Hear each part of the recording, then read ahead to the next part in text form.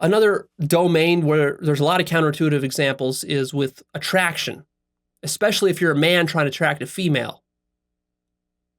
Man, how many hours have I spent thinking about this topic and struggling my way through this topic with female attraction? It's so counterintuitive. When you start off as a guy and you're not successful with girls and you're trying to attract some girls, you're trying to date, what you first try is the nice guy approach. You try to be extra nice because you think, well, what does a girl want? She wants a guy who's going to treat her well.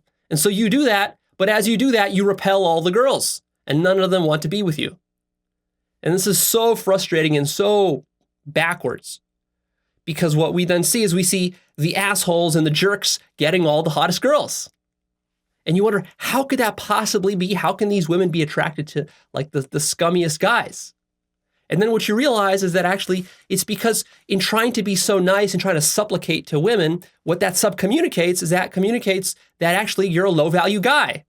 Because if you were a high value guy, you wouldn't place so much value on the girl. You wouldn't place so much value on her looks, and you wouldn't bend over backwards to try to attract her. And women are very, very sensitive to that. So as soon as they see a guy who's trying to bend over backwards to attract her, she's immediately going to get turned off.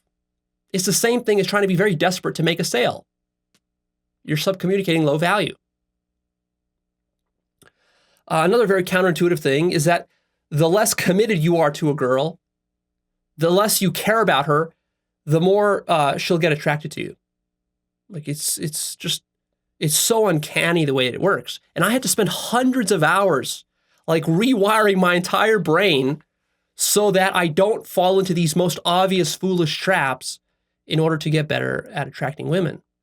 Another one with women is that bragging and boasting. You would think that bragging and boasting about your nice car and all of your money and the house that you own and how successful you are at work, that this would attract women. And it does the exact opposite. It makes you less attractive. So again, I had to spend hundreds of hours reprogramming my mind to stop me from boasting and bragging as an attraction strategy. In fact, what you discover when trying to attract women is that the opposite thing works. So if you're talking to a girl for the first time and you want to attract her, start talking about like how low quality of a guy you are, kind of tongue in cheek. You know, you can tell her that you work at Walmart and that you live out of a cardboard box, and that will actually attract her. Because what she sees there, of course, when you're doing this tongue in cheek, she sees that you're so confident in yourself that you don't need to brag about how nice your car is and all of this. You sort of trust that if she's going to get attracted to you, she'll get attracted just to your authentic personality. And then sure enough, she does, because you don't come off as desperate and needy and try hard.